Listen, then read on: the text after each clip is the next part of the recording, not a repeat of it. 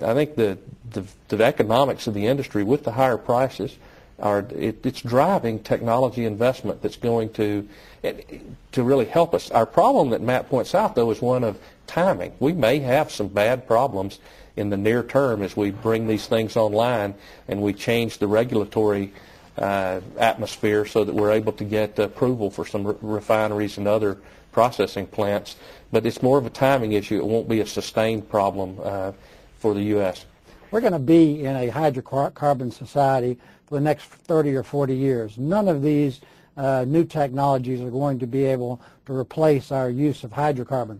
I would only question as to whether or not we should allow those technologies to come forward in the marketplace, let supply and demand determine which is going to be the best answer, or whether the government should get in the middle of this and make the decisions for us. So that is a big question, whether the government should get involved. Andy, do you think that is a viable option? Is this something the government should handle? No, I don't think so. I think the energy industry can take care of its own and manage itself. It's already one of the most heavily regulated industries in America or in the world. And I think the number of different clients I have in the energy industry, they're all talking about moving forward, making progress, looking at alternative fuels, looking at new technologies to help in environmental and safety. So I don't think the government needs to step in. I still disagree. I think government has a major role to play. We got into this situation because we had no long-term plan. Okay, we produced oil and gas to meet immediate needs. We've been doing that now for 100 years, and we're at a point now where we have to think about long-term plans around energy. We understand that that's going to be the driving force in economies and in GDPs, and I think government has a role to play there. I think the U.S. has been, one of its great attributes is that as a leader, when the U.S. decides, through whatever mechanism, to go to a particular place, like the moon, it galvanizes a tremendous amount of innovation, technology, doesn't necessarily have to put a bunch of regulations in the way, and lets it get there.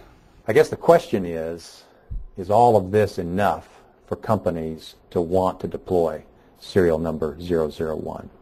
This is so serious that basically we'll have forgotten all of these things and we'll just start into mayhem in trying to figure out how do we get in the mess, how do we get out of the mess, is there any way to get out of the mess?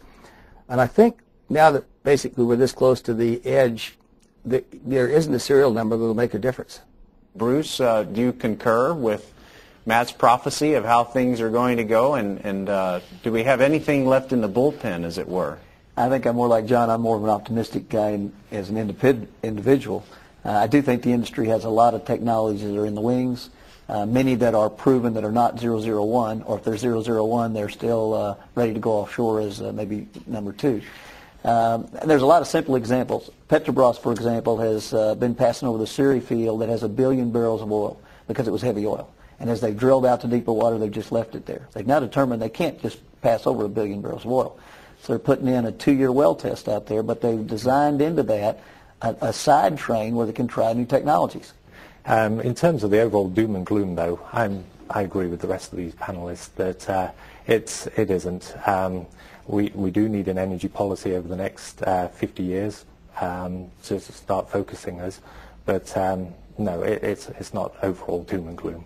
Well, lots of good points from everyone. Now, when we return, it's that old cry, not in my backyard. So what about putting these new technologies to use in places where environmental sensitivity is an issue? We'll hear strategies about that from our experts after this break. You're watching World Energy Television.